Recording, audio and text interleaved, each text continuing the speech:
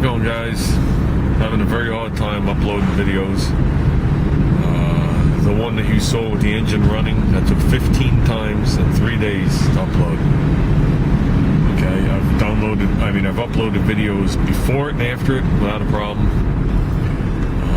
There's one I did yesterday. My son did a different way, and the whole night long it said it was processing, so I don't know if it ever went through. And then I did one right after that, and went up while the other one was still processing.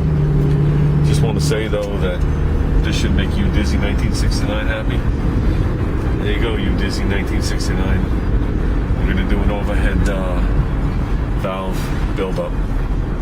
So I've done a little research on them. We're not gonna go too radical. I am gonna see if I can spot any of them at the swap meet. If I do, I will pick one up if it's the right price. But we're gonna build this thing up. We did a little research on some ignition timing, header change, and a carb update. And they're pulling 10.4 horsepower at only 4,400 RPM. So with that, you could leave the original rod in it. So that'd make it a nice little beast. So nice little 4 horsepower increase. So look forward to that. I just took it to work. I had to clean some things off for the little guy. This is the same engine. That's it, guys. I'm home. We gotta run back out. See if I can beat up somebody's trick-or-treaters for some candy. Now that I can't send little guy out anymore. Now that he's no longer a little guy. No candy and no Chuck E. Cheese in my house. That's what sucks when your kids grow up. How's it going, guys? There you go. A day late, but we'll take them anyway.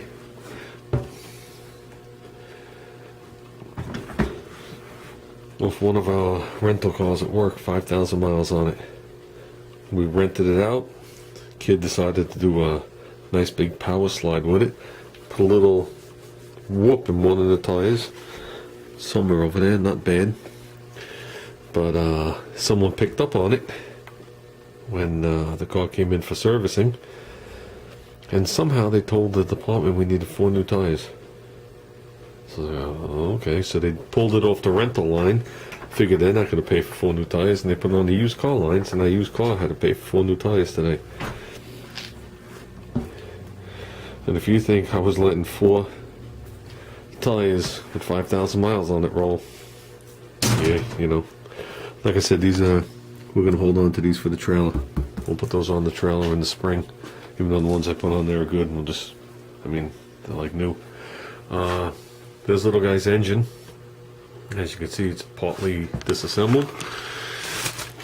You can see the rocker rooms. Here's all the tins and everything all cleaned up again. He painted a couple of the things. He painted the blower shroud and the pull cord cover, and he originally painted this tin and the thing that's an overhead valve on it. And he wasn't satisfied, so he repainted them, and then repainted them a 3rd time, and the paint got to be like 1/8 of an inch thick, and it started cracking on him. So he asked me what to do, and I said I would just remove the paint, which I did. I soaked them, and the paint came right off.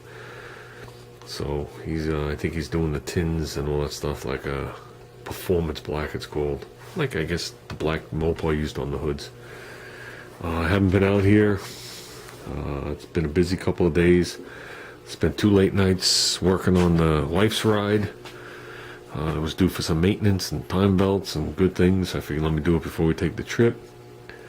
As you saw last night, I put the trailer tires back on to find out that it sucked that cable in. Oh man, I think it was the shooting flaming balls.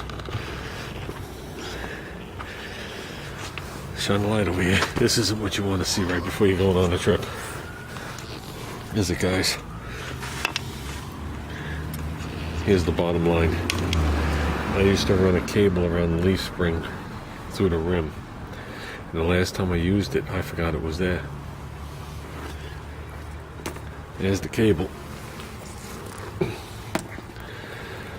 was still there, still locked. It was all around the spindle. I actually pushed on this seal a little bit. But we just wanted to make sure there was no wire inside the bearing. So, stupid me. If we didn't take these tires off, it would still be around there. So, let's put this thing back together. Talking about working on the 11th hour, right, little guy? Yeah, he's too young. He doesn't know what that means.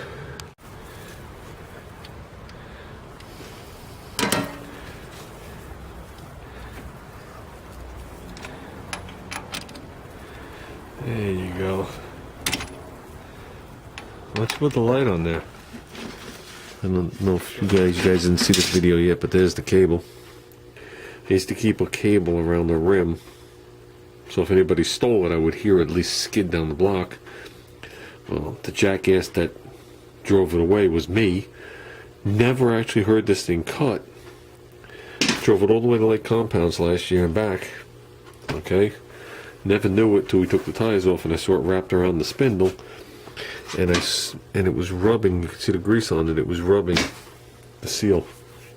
So I wanted to make sure that there was no cable inside the bearing and we were going to have any kind of problem. So I took it all apart last night. We're good on that.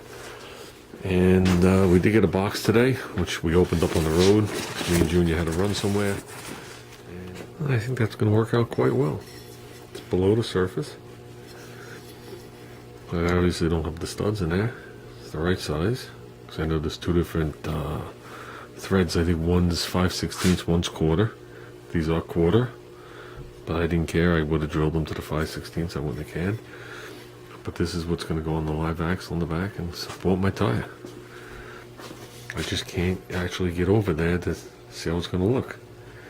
So, if you give me a second, I'll do that effect. Obviously, we're using a bigger axle than that. But I think you'll get the idea. And what we're going to have to find out is how wide the belly of the tire is. Whether I'm going to be running the sprocket and the clutch as one, or if I'm going to be able to sneak both of them in there. I'm assuming I'm going to be able to sneak both of them in there as long as I keep them tight. But just remember something. This is going to be cut off. It's going to be replated with 1/4-inch plate. It's going to have part of this and 1/4-inch plate, and it's going to have the two bearings here. The axle is going to be, I think, 3 inches further on either side if you centered it before I cut it. So a rotor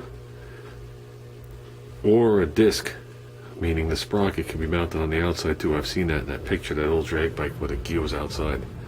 I thought that was pretty sick, but that wouldn't line up for me, or I would do it. So I don't care where I put it as long as everything works out nice, which I think it will. So I gotta measure this, make sure I got the right wheel. He claims it was 5 inches wide and a 6-inch rim. So it's 5 inches wide. And it's a 6-inch rim. So he was right. Most of them I found with 5-inch rims. Like this. That's a 5-inch rim on that one. So I think that's going to be pretty cool, guys. I think that's going to be pretty cool. I think that's really going to make the bike in the back. I think that's really going to make the bike. I think it would actually look better as the